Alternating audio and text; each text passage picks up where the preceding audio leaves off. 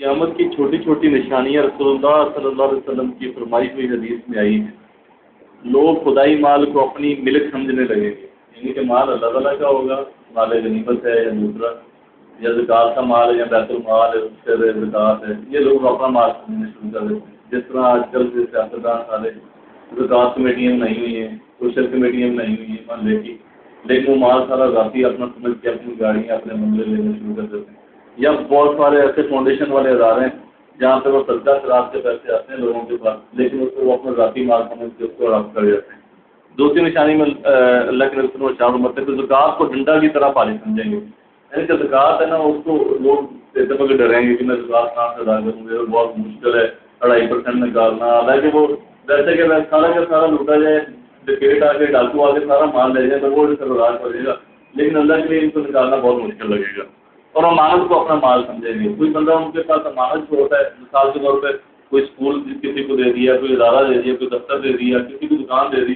تو اس کے حوالے سے ایک وہ امانت ہے اس بندے کی، جس نے اس کو بنا کے دیا ہے، جس نے اس کو ڈیوٹی پہ بٹھایا ہے، لیکن اس کے میں کیا کریں گے کہ اس کو وہ اپنی جگیر سمجھیں گے اور اپنا مال سمجھیں گے، امانت کے اندر خیانت کریں گے۔ کوئی بھی چیز کسی کو اگر امانت کے طور پہ دیتا ہے، مثال کے طور پہ کسی کو پیسے دیتے ہیں، جس طرح آج کل ہم بیٹی ڈالتے ہیں، ہم پیسے دیتے ہیں کسی بندے کو، وہ ہماری ہوتا ہے کہ ہماری ضرورت پوری ہو رہی ہے اس سے ہم دے دیں گے، لیکن وہ اپنا مال سمجھ کے اس کو جب مرضی واپس کرتے ہیں اور ادا نہیں کرتے۔ اور مرد بیوی کی تابع داری کریں گے اور ماں کی نافرمانی کریں گے، اور آج ساری دنیا میں پتہ ہے کہ جو عورتیں ہیں ان کی تابع داری خاوند کرتے ہیں اور ماں باپ کی نافرمانی کرتے ہیں، ماں کی خاص طور پر نافرمانی کرتے ہیں۔ باپ کو غیر سمجھیں گے اور دوست کو اپنا سمجھیں گے، یعنی کہ باپ کوئی بات کرے گا تو اس کی بات کی نیت کوئی نہیں ہوگی، اس کا دوست کو اس کے ساتھ بات کرے گا تو اس کی بڑی نیت ہوگی، یعنی کہ باپ کو وہ سمجھے گی کہ یہ تو ایسے ہی بس جاہل ہے، پرانے دماغ کا ہے، پرانی سوچ کا مالک ہے، اور اگر کوئی دوست ہو آگے کوئی غلط بھی مشورہ دے گا تو وہ کہے گا ہاں یہ ٹھیک ہے۔ اور دین کا علم دنیا کمانے کو حاصل کریں گے، یعنی کہ دین عالم بنیں گے، مفتی بنیں گے، قاری بنیں گے، حافظ بنیں گے، لیکن اس پیسے کے لیے، یعنی کہ کسی نہ کسی جگہ پر مدرسہ کھول کے بیٹھ جائیں گے، یا کہیں نہ کہیں کوئی ادارہ کھول کے بیٹھ جائیں گے، یا گھوم فری شروع کر دیں گے اور گھر جا کے لوگوں سے پیسے اکٹھے کرنے شروع کر دیں گے، اور سرداری نماز پڑھانے کے بھی پیسے لیں گے، جنازہ پڑھانے کے، نکاح پڑھانے کے، نماز پڑھانے کے، اور امام مسجد اور خطیب اور مؤذن اذان دینے کے، جس کی اتنا بڑا اجر ہے، اس کے بھی وہ پیسے لیں گے کہ اتنی تنخواہ میرے دے دیں، 3,000 دے دیں، 4,000 دے دیں، 6,000 دے دیں، 10,000 دے دیں، اور جس طرح کے علاقے میں وہ خطیب ہوگا یا امام ہوگا اس کی ساتھ اس کی تنخواہ ہوگی۔ اگر وہ بیچارہ کسی غیر متعلق علاقے میں تو اس کی تنخواہ کم ہوگی، اگر وہ ڈیفینس میں چلا جاتا ہے کسی اچھے علاقے میں چلا جاتا ہے تو اس کی تنخواہ زیادہ ہوگی۔ اور سرداری اور حکومت ایسوں کو ملے گی جو سب سے نکمے ہوں گے، اور ساری دنیا جانتی ہے کہ جو پاکستان کا دولے پاکستان ہے اس کے مسئلے کیا خیال، یعنی کہ اللہ کے وسلم کے حرف بحرف جو ہے وہ نشانیاں پوری ہو رہی ہیں، یعنی بد ذات اور لالچی اور بد خلق اور جو جس کام کے لائق نہ ہو وہ کام اس کے سپرد ہوں گے۔ اور آپ دیکھ لیں کہ جتنے بھی وزیر ہیں، بشیر ہیں، یا وہ ناظمین ہیں، یا MNA MP ہیں، ان لوگوں کو بنایا گیا کہ جو اس چیز کے اہل ہی نہیں ہیں ان کو ڈیوٹیاں دی گئی، اور لوگ ظالموں کی تہذیب اس خاطر، یعنی ان کے خوف کی وجہ سے ان کی تہذیب کریں گے، یعنی کہ ظالم لوگوں کی مثال کے طور پہ آج کل کوئی SP ہے یا DSP ہے یا ریجن والا ہے یا فوج والا کوئی کھڑا ہے، تو اس لیے اس کی تہذیب نہیں کریں گے کہ یہ ہماری حفاظت کر رہا ہے یا ہماری حفاظت پہ معمور ہے یا یہاں پہ رکا ہوا ہے، اس لیے تہذیب کریں گے یار ان سے ظلم سے بچو، یہ نہ ہو کہ یہ کسی نہ کسی جھوٹے مقدمے میں اندر کروا دے، یا تو پولیس والا جو جیل میں سے کوئی چیز ڈال کے اپنے پاس سے اس کو یعنی کہ مجھے گرفتار نہ کروا دے۔ اس کی تہذیب اور اس کی عزت اور احترام لوگ اس لیے کریں گے کہ یار یہ میرے لیے کوئی مصیبت کا باعث نہ بن، اور خاص طور پہ یہ اس طرح کے بے شمار لوگ جو علاقے کے اندر اپنے آپ کی بڑی جگیریں اور اپنا بڑا وہ بن کے رہتے ہیں، ان کے ظلم کی وجہ سے لوگ ان کی تہذیب کرتے ہیں، وہ آ جائیں گے کہ جلدی سے کھڑے ہوں گے، ان کے ساتھ سلام لیں گے اور اپنی عزت سمجھیں گے، اور شراب کھلم کھلا پی جانے لگے گی، اور وہ آپ کو پتہ ہے اس طرح سے کراچی میں کتنے اسٹور بنے ہوئے ہیں کہ جہاں مرضی آپ چلے جائیں، یہاں سے لے کے ڈیفینس تک کسی بھی جگہ پہ آپ جائیں گے تو وہاں پہ بورڈ لگے ہوئے ہیں، اور پولیس کا وہ کلر لگا ہوا ہے، پولیس والوں کو کلر لگا ہوا ہے، پیچھے اسٹور کھلے ہوئے، اور ناچنے گانے والی عورتوں کا رواج ہو جائے گا۔ اور آپ کو پتہ ہے شادی بیاہ میں آج کل لوگ جو ہے کوئی فنکشن ہوتا ہے یا کوئی بچہ کسی بھی گھر پیدا ہوتا ہے یا کوئی بھی معاملات ہوتے ہیں، لوگ فوراً فون کر کے کہتے ہیں یار فلاں ناچنے والی اس کو بلاؤ، ٹھیک ہے، اور وہ آ کے ان کے شادی بیاہوں کے اندر بھی مہندی کے اندر اور بے شمار جگہوں پر ڈیک چل رہے ہوتے ہیں، بڑی بڑی سکینیں چل رہی ہوتی ہیں، ان کے اندر مجرے اور ڈانس کی جو ہے وہ محفلیں چل رہی ہوتی ہیں، اور ڈھولک، سارنگی، طبلہ اور ایسی چیزیں کثرت سے ہو جائیں گی، اور وہ آپ کو اس کے سامنے ہی ہے کہ کوئی بھی معاملہ ہوتا ہے تھوڑی بہت خوشی کا معاملہ ہوتا ہے. یعنی کہ ابھی پاکستان میچ جیتا ہے تو آپ نے دیکھا کہ ڈھول بج رہے تھے, لوگ سرنگیاں بجا رہے تھے اور ڈانس کر رہے تھے. پچھلے لوگ امت کے پہلے بزرگوں کو برا بھلا کہنے لگیں گے, اور آج آپ کو دیکھ لیں کہ بزرگوں کی کوئی تہذیب نہیں ہے. خاص طور پہ جو ائمہ اکرام جو گزرے ہیں, جنہوں نے محنتیں کی ہیں دین کے لیے, جو بہت زیادہ جن کی وجہ سے آج ہم مسلمان ہیں, ان کی کوئی عزت اور تہذیب اس لیے نہیں ہے کیونکہ وہ دین کا کام کرتے تھے. اور ان لوگوں کی عزت اور تحرام ابھی آپ دیکھ لیں کہ ہمارے ملک کے اندر کوئی ہیرو وہ ہے کہ جو کوئی کم چیز کے لے کے آ رہا ہے, یا کوئی وہ سلمین عویس جو دیکھ لو کہ اس نے وہ پاکستانیوں کے خلاف وہاں پہ فلم بنائی ہے اور اس کو وہاں پہ آسکر ایوارڈ ملی ہے. یعنی اس طرح کے لوگوں کی عزت اور احترام اور ان کو ہیرو سمجھا جاتا ہے کہ جو ملک کے لیے ناموشی کا باعث بنتے ہیں, اور دیندار لوگوں کو یہاں سے پوچھنے والا نہیں. رسول اللہ صلی اللہ علیہ وسلم فرماتے ہیں کہ ایسے وقت میں ایسے ایسے عذابوں کے منتظر رہو کہ سرخ آندھی آئے, بعض لوگ زمین میں دھنس جائیں اور آسمان سے پتھر برسیں اور صورتیں بدل جائیں, یعنی آدمی سور اور کتے ہو جائیں, اور بہت سی آفتیں آگے پیچھے جلدی جلدی اس طرح آنے لگیں جیسے دانے کسی دھاگے میں پروئے ہوئے ہوں اور وہ دھاگا ٹوٹ جائے اور سب دانے اوپر تلے جٹ جٹ کر کے گرنے لگیں. یعنی جیسے تسبیح کے دانے ہوتے ہیں اس طرح یعنی کہ حالت ہوگی کہ تسبیح کا دھاگا جب ٹوٹ جاتا ہے تو وہ اس کے سارے دانے جو ہے بکھر جاتے ہیں. اور یہ نشانیاں بھی آئیں کہ دین کا علم کم ہو جائے اور جھوٹ بولنا ہنر سمجھا جائے, اور امانت کا خیال دنوں میں سے جاتا رہے, حیا اور شرم جاتی رہے, سب طرف کافروں کا زور ہو جائے, جھوٹے جھوٹے طریقے نکلنے لگیں. جب یہ ساری نشانیاں ہو چکیں اس وقت سب ملکوں میں نصارہ لوگوں یعنی عیسائیوں کی عملداری ہو جائے. اور اسی زمانے میں شام کے ملک میں ایک شخص ابو سفیان کی اولاد سے ایسا پیدا ہو کہ بہت سارے سیدوں کا خون کرے, اور شام اور مصر میں اس کے حکم احکام چلنے لگیں. اسی عرصہ میں روم کے مسلمان بادشاہ کی نصارہ کی ایک جماعت سے لڑائی ہو اور نصارہ کی ایک جماعت سے صلح ہو جائے. دشمن جماعت شہر قسطنطنیہ پر چڑھائی کر کے اپنا عمل دخل کر لیں. وہ بادشاہ اپنا ملک چھوڑ کر شام کے ملک میں چلا جائے, اور نصارہ کی جس جماعت سے صلح ہو اور میل ہو, اس جماعت کو اپنے ساتھ شامل کر کے اس دشمن جماعت سے بڑی بھاری لڑائی ہو اور اسلام کے لشکر کو پتہ ہو. ایک دن بیٹھے بٹھلائے جو نصارہ موافق تھے ان میں سے ایک شخص ایک مسلمان کے سامنے کہنے لگے کہ ہماری سلیب کی برکت سے فتح ہوئی ہے. مسلمان اس کے مقابلے میں جواب دیں کہ اسلام کی برکت سے فتح ہوئی ہے. یعنی کہ مسلمانوں اور عیسائیوں کی صلح ہو جائے گی اور وہ دونوں لڑائی کریں گے اور فاتح ہو جائیں گے. مسلمان اور عیسائی دونوں مل کے کسی ملک کے ساتھ مقابلہ کریں گے, وہاں سے جیت جائیں گے. عیسائی کہیں گے کہ ہماری سلیب کی وجہ سے یعنی کہ برکت کی وجہ سے یہ فتح ہوئی ہے, اور مسلمان کہیں گے نہیں اسلام کی وجہ سے فتح ہوئی. کسی میں بات بڑھ جائے گی, یعنی کہ ان کی وہ تونترا شروع ہو جائے گی, اور یہاں تک کہ دونوں آدمی اپنے مذہب والوں کو پکار کر جمع کر لیں گے. یعنی کہ دونوں اپنے دینی لوگوں کو ساتھیوں کو جمع کر لیں گے, آپس میں لڑائی ہونے لگے گی. اس میں اسلام کا بادشاہ شہید ہو جائے گا,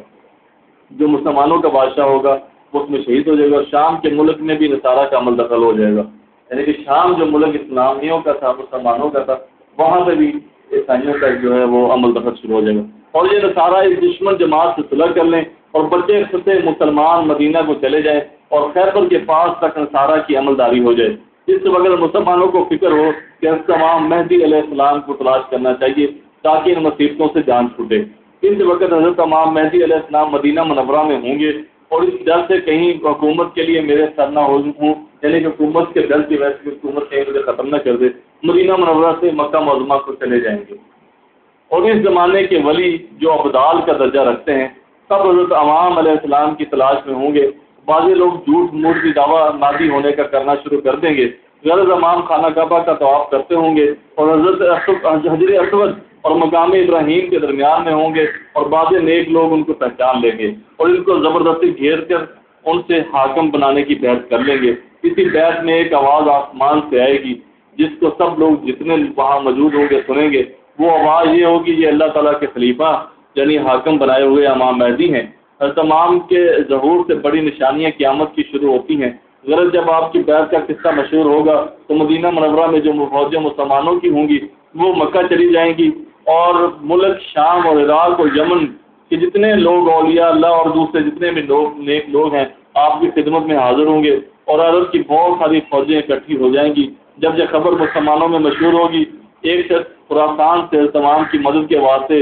ایک بڑی فوج لے کر چلے گا, جس کے لشکر کے آگے چلنے والے حصے کے سردار کا نام منصور ہوگا. اور راہ میں بہت سے بددینوں کی صفائی کرتا جائے گا، اور جس شخص کا اوپر ذکر آیا ہے وہ سفیان کی اولاد میں ہوگا، وہ سیدوں کا دشمن ہوگا، کیونکہ حضرت امام بھی سید ہوں گے، اور وہ شخص حضرت امام کے لڑنے کو ایک فوج بھیجے گا۔ جب یہ فوج مکہ مدینہ کے درمیان جنگل میں پہنچے گی اور ایک پہاڑ کے تلے ٹھہرے گی تو یہ سب کے سب زمین میں دنس جائیں گے، صرف 2 آدمی بچ جائیں گے، جن میں سے ایک تو حضرت امام کو جا کر خبر دے گا اور دوسرا اس سفیانی کو خبر پہنچائے گا، اور نصارہ سب طرف سے فوجیں جمع کریں گے اور مسلمانوں سے لڑائی کرنے کے لیے تیاری کریں گے۔ اس لشکر میں اس روز 80 جھنڈے ہوں گے، ہر جھنڈے کے ساتھ 12,000 آدمی ہوں گے، تو کل آدمی 9,60,000 ہوئے۔ حضرت امام مکہ سے چل کر مدینہ منورہ تشریف لائیں گے اور وہاں رسول اللہ صلی اللہ علیہ وسلم کے روزہ مبارک کی زیارت کر کے شام کے ملک کو روانہ ہوں گے، اور شہر دمشق تک پہنچنے پائیں گے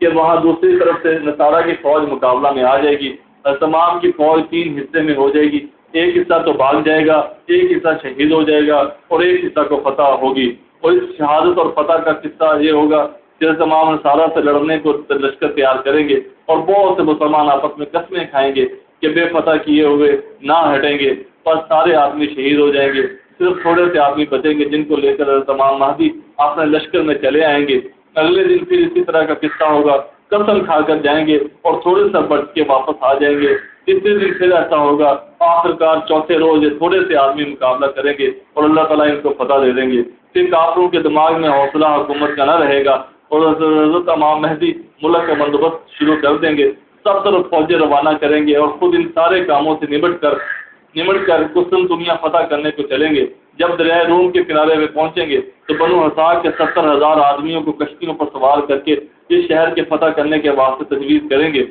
جب یہ لوگ شہر کی فصیل کے مقابل پہنچیں گے، اللہ اکبر آواز بلند کہیں گے، اس نام کی برکت سے شہر فنا کے سامنے کی دیوار گر پڑے گی اور مسلمان حملہ کر کے شہر کے اندر گھس پڑیں گے اور کفار کو قتل کریں گے۔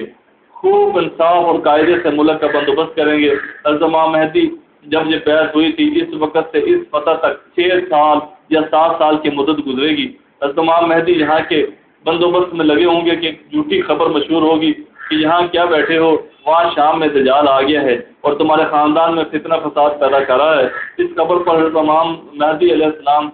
شام کی طرف روانہ ہوں گے، تحقیق حال کے واسطے 9 یا 5 سواروں کو آگے بھیجیں گے۔ ان میں سے ایک شخص آ کر خبر دے گا کہ یہ بات خبر غلط تھی، ابھی دجال نہیں نکلا۔ حضرت امام مہدی کو اطمینان ہو جائے گا اور وہ سفر میں جلدی نہ کریں گے۔ اطمینان کے ساتھ درمیان کے ملکوں کا بندوبست دیکھتے بالتے شام میں پہنچیں گے۔ وہاں پہنچ کر تھوڑے ہی دن گزریں گے کہ دجال بھی نکل پڑے گا اور دجال یہودیوں کی قوم میں سے ہوگا۔ اول شام اور عراق کے درمیان میں سے نکلے گا اور دعوی نبوت کرے گا، پھر اصفہان میں پہنچے گا اور وہاں کے 70,000 یہودی اس کے ساتھ ہو جائیں گے اور خدائی کا دعویٰ شروع کر دے گا۔ اسی طرح بہت سے ملکوں پر گزرتا ہوا یمن کی سرحد تک پہنچے گا اور ہر جگہ بہت سے بددین لوگ ان کا ساتھ دیں گے، یہاں تک کہ مکہ معظمہ کے قریب آ کر ٹھہرے گا، لیکن فرشتوں کی حفاظت کی وجہ سے شہر کے اندر نہ جا سکے گا۔ پھر وہاں سے مدینے کا ارادہ کرے گا اور وہاں پہ بھی فرشتوں کا پہرا ہوگا جس کی وجہ سے وہ اندر نہیں جا سکے گا، مگر مدینہ کو 3 بار وہ حملہ کرنے کے لیے آئے گا، اور جتنے آدمی دین میں سست اور کمزور ہوں گے سب زلزلہ سے ڈر کر مدینہ سے باہر نکل کھڑے ہوں گے اور دجال کے پھندے میں پھنس جائیں گے۔ اس وقت مدینہ میں کوئی بزرگ ہوں گے جو دجال سے خوب بحث کریں گے۔ دجال جھنجھلا کر ان کو قتل کر دے گا اور پھر زندہ کر کے پوچھے گا کہ اب تو میرے خدا ہونے کے قائل ہوتے ہو، تو وہ فرمائیں گے اب تو اور بھی یقین ہو گیا کہ تو دجال ہے۔ پھر وہ ان کو ماننا چاہے گا مگر اس کا کچھ بس نہ چل پائے گا اور ان پر کوئی چیز اثر نہ کرے گی۔ وہاں سے دجال ملک شام کو روانہ ہوگا۔ جب دمشق کے قریب پہنچے گا تو حضرت امام وہاں سے پہلے سے پہنچ چکے ہوں گے اور لڑائی کے سامان میں مشغول ہوں گے کہ عصر کا وقت آ جائے گا اور مؤذن اذان کہے گا اور پہلے سے وہاں لوگ نماز کے لیے تیار ہو جائیں گے۔ اچانک حضرت امام عیسیٰ علیہ السلام 2 فرشتوں کے کندھوں پر ہاتھ رکھتے ہوئے آسمان سے اترتے نظر آئیں گے۔ جامع مسجد مشرق کی طرف سے مینارے پر آ ٹھہریں گے، وہاں سے زینہ لگا کر نیچے تشریف لائیں گے۔ حضرت امام سب لڑائی کا سامان ان کے سپرد کرنا چاہیں گے۔ وہ فرمائیں گے لڑائی کا انتظام آپ ہی رکھیں، میں خاص دجال کے قتل کرنے کو آیا ہوں۔ غرض جب رات گزر کر صبح ہوگی حضرت امام لشکر کو راستہ فرمائیں گے اور حضرت عیسیٰ علیہ السلام ایک گھوڑا ایک نیزہ منگوا کر دجال کی طرف بڑھیں گے اور اہل اسلام دجال کے لشکر پر حملہ کریں گے اور بہت سخت لڑائی ہوگی۔ اس وقت حضرت عیسیٰ علیہ السلام کے سانس میں یہ تاثیر ہوگی کہ جہاں تک نگاہ جائے وہاں تک سانس پہنچ جائے۔ جس کافر کو سانس کی ہوا لگا دیں گے وہ فوراً ہلاک ہو جائے گا۔ دجال حضرت عیسیٰ علیہ السلام کو دیکھ کر بھاگے گا، آپ اس کا پیچھے کریں گے، یہاں تک کہ باب لطف ایک مقام ہے، وہاں پہنچ کر نیزے سے اس کا کام تمام کریں گے اور مسلمان دجال کے لشکر کو قتل کرنا شروع کریں گے۔ پھر حضرت عیسیٰ علیہ السلام شہروں کے شہر تشریف لے جا کر جتنے لوگوں کو دجال نے ستایا تھا سب کی تسلی کریں گے، اور خدا تعالیٰ کے فضل سے اس وقت کوئی کافر نہ رہے گا۔ پھر حضرت امام کا انتقال ہو جائے گا اور سب بندوبست حضرت عیسیٰ علیہ السلام کے ہاتھ میں آ جائے گا۔ پھر یاجوج ماجوج نکلیں گے، ان کے رہنے کی جگہ یہاں شمال کی طرف آبادی ختم ہوئی ہے، اس سے بھی آگے 7 ولایت سے باہر ہے۔ ادھر کا سمندر زیادہ تر سردی کی وجہ سے ایسا جمع ہوا ہے کہ اس میں جہاز بھی نہیں چل سکتا۔ حضرت عیسیٰ علیہ السلام کو خدا تعالیٰ کے حکم کے موافق طور پہاڑ پر لے جائیں گے اور یاجوج اور ماجوج بڑا ادم مچائیں گے۔ آخرکار اللہ تعالیٰ ان کو ہلاک کریں گے۔ عیسیٰ علیہ السلام پہاڑ سے نیچے اتر آئیں گے اور 40 برس کے بعد حضرت عیسیٰ علیہ السلام وفات پائیں گے اور اس پیارے پیغمبر صلی اللہ علیہ وسلم کے روضہ میں دفن ہوں گے، اور آپ کی گردی پر ایک شخص ملک یمن کے رہنے والا بیٹھے گا جس کا نام جہجہ ہوگا اور کہتان کے قبیلے سے ہوں گے، اور بہت دینداری اور انصاف کے ساتھ حکومت کریں گے۔ ان کے بعد آگے پیچھے کئی بادشاہ ہوں گے، پھر رفتہ رفتہ نیک باتیں کم ہونا شروع ہوں گی اور بری باتیں بڑھنے لگیں گی۔ اس وقت آسمان پر ایک دھواں سا چھا جائے گا اور زمین پر برسے گا، جس سے مسلمانوں کو زکام اور کافروں کو بے ہوشی ہوگی۔ 40 روز کے بعد آسمان صاف ہو جائے گا۔ اسی زمانے کے قریب بقرعید کا مہینہ ہوگا۔ 10ویں تاریخ کے بعد دفتن ایک رات اتنی لمبی ہوگی کہ مسلمانوں کا دل گھبرا جائے گا اور بچے سوتے سوتے اکتا جائیں گے اور چوپائے جانور جنگل میں جانے کے لیے چلانے لگیں گے۔ کسی طرف صبح نہ ہوگی، یہاں تک کہ تمام آدمی ہیبت اور گھبراہٹ سے بے قرار ہو جائیں گے۔ جب 3 راتوں کے برابر وہ رات ہو چکے گی، اس وقت سورج تھوڑی روشنی کے لیے جیسے کہن لگے کہ وقت ہوتا ہے، مغرب کی طرف سے نکلے گا۔ اس وقت کسی کا ایمان یا توبہ قبول نہیں ہوگی۔ جب سورج اتنا اونچا ہو جائے گا جتنا دوپہر سے پہلے ہوتا ہے، پھر خدا تعالیٰ کے حکم سے مغربی کی طرف لوٹ جائے گا اور دستور کے موافق غروب ہوگا۔ پھر ہمیشہ اپنے قدیم قاعدے کے موافق روشن اور رونق دار نکلتا رہے گا۔ اس کے تھوڑے دن کے بعد صفا پہاڑ جو مکہ میں ہے زلزلہ آ کر پھٹ جائے گا، اور اس جگہ ایک جانور بہت عجیب شکل و صورت کا نکل کر لوگوں سے باتیں کرے گا اور بڑی تیزی سے ساری زمین میں پھر جائے گا۔ ایمان والوں کی پیشانی پر موسیٰ علیہ السلام کے آثار سے نورانی لکیر کھینچ دے گا، جس سے سارا چہرہ اس کا روشن ہو جائے گا، اور بے ایمانوں کی ناک یا گردن پر سلیمان علیہ السلام کی انگوٹھی سے سیاہ مور کر دے گا، جس سے اس کا چہرہ میلا ہو جائے گا اور یہ کام کر کے وہ غائب ہو جائے گا۔ اس کے بعد جنوب کی طرف سے ایک ہوا نہایت فرق دینے والی چلے گی، اس سب کے ایمان والوں کی بغل میں کچھ نکل آئے گا جس سے وہ مر جائیں گے۔ جب سب مسلمان مر جائیں گے، اس وقت کافر حبشیوں کا ساری دنیا میں عمل دخل ہو جائے گا اور وہ لوگ خانہ کعبہ کو شہید کریں گے اور حج بند ہو جائے گا، اور قرآن شریف دلوں اور کاغذوں سے اٹھ جائے گا۔ خدا کا خوف اور خلقت کی شرم سب اٹھ جائے گی، کوئی اللہ اللہ کہنے والا نہ رہے گا۔ اس وقت ملک شام میں بہت ارزانی ہوگی، لوگ اونٹوں پر اور سواریوں پر پیدل ادھر جٹ پڑیں گے، اور جو رہ جائیں گے ایک آگ پیدا ہوگی، سب کو ہانکتی ہوئی شام میں پہنچائے گی۔ حکمت اس میں یہ ہے کہ قیامت کے روز سب مخلوق کسی ملک میں جمع ہوگی، پھر وہ آگ غائب ہو جائے گی۔ اس وقت دنیا کی بڑی ترقی ہوگی، 3-4 سال اسی حال سے گزریں گے۔ دفتن جمعہ کے دن محرم کی 10ویں تاریخ صبح کے وقت سب لوگ اپنے اپنے کام میں لگے ہوں گے، سور پھونک دیا جائے گا اور اول ہلکی ہلکی آواز ہوگی اور پھر اس قدر بڑھے گی کہ اس کی ہیبت سے سب مر جائیں گے، زمین اور آسمان پھٹ جائیں گے اور دنیا فنا ہو جائے گی۔ جب آفتاب مغرب سے نکلا تھا اس وقت سے سور کے پھونکنے تک 120 برس کا زمانہ ہوگا۔ اب یہاں سے قیامت کا دن شروع ہو گیا، جب سور پھونکنے سے تمام دنیا فنا ہو جائے گی۔ 40 برس اسی سنسانی کی حالت میں گزر جائے گی، پھر اللہ تعالیٰ کے حکم سے دوسری بار سور پھونکا جائے گا، پھر زمین اور آسمان اس طرح قائم ہو جائے گا اور مردے قبروں سے زندہ نکل کر باہر بھاگ نکلیں گے اور میدان قیامت میں اکٹھے کر دیے جائیں گے۔ آفتاب بہت نزدیک ہو جائے گا، جس کی گرمی سے دماغ لوگوں کے پکنے لگیں گے۔ جیسے لوگوں کے گناہ ہوں گے اتنا ہی زیادہ پسینہ نکلے گا۔ لوگ اس میدان میں بھوکے پیاسے کھڑے کھڑے پریشان ہو جائیں گے۔ جو لوگ نیک ہوں گے ان کے لیے زمین کی مٹی مثل میدے کی بنا دی جائے گی، اس کو کھا کر بھوک کا علاج کریں گے اور پیاس بجھانے کے حوض کوثر پر جائیں گے۔ پھر جب میدان قیامت میں کھڑے کھڑے دکھ ہو جائیں گے، اس وقت سب مل کر اول حضرت آدم علیہ السلام کے پاس، پھر نبیوں کے پاس اس جگہ پہ شفاعت کرنے کے لیے جائیں گے۔ ہمارا حساب کتاب اور کچھ فیصلہ جلدی ہو جائے، تب پیغمبر کچھ نہ کچھ عذر پیش کر کے اپنی معذرت کر لیں گے اور سفارش کا وعدہ نہ کریں گے۔ سب کے سب ہمارے پیارے پیغمبر حضرت محمد صلی اللہ علیہ وسلم کی خدمت میں حاضر ہو کر وہی درخواست کریں گے۔ آپ حق تعالیٰ کے حکم سے قبول فرما کر مقام محمود میں ایک مقام کا نام ہے، تشریف لے جا کر شفاعت فرمائیں گے۔ حق تعالیٰ کا ارشاد ہوگا، ہم نے سفارش قبول کی، اب ہم زمین پر اپنی تجلی فرما کر حساب کتاب کیے دیتے ہیں۔ اول آسمان سے فرشتے بہت کثرت سے اترنا شروع ہوں گے اور تمام آدمیوں کو ہر طرف سے گھیر لیں گے۔ پھر حق تعالیٰ کا عرش اترے گا، اس پر حق تعالیٰ کی تجلی ہوگی اور حساب کتاب شروع ہو جائے گا۔ امان نامے اڑائے جائیں گے، امان والوں کے دائیں ہاتھ میں اور بے ایمانوں کے بائیں ہاتھ میں، وہ خود ہی آ جائیں گے اور امال تولنے کے ترازو کھڑی کی جائے گی، جس سے سب کی نیکی اور بدیاں معلوم ہو جائیں گی۔ پل صراط پر چلنے کا حکم ہوگا، جس کی نیکیاں تول میں زیادہ ہوں گی وہ پل سے پار ہو کر بہشت میں جا پہنچے گا، اور جس کے گناہ زیادہ ہوں گے اور خدا تعالیٰ نے معاف نہ کر دیے ہوں گے وہ دوزخ میں گر جائے گا۔ جس کی نیکیاں اور گناہ برابر ہوں گے، ایک مقام ہے احراف، جنت اور دوزخ کے بیچ میں، وہاں رہ جائے گا۔ اس کے بعد ہمارے پیغمبر صلی اللہ علیہ وسلم اور دوسرے حضرات انبیاء علیہ السلام اور عالم اور ولی اور شہید اور حافظ اور نیک بندے گنہگار لوگوں کو بخشوانے کے لیے سفارش کریں گے، ان کی شفاعت قبول ہوگی، اور جس کے دل میں ذرا سا بھی ظہور سا بھی ذرا سا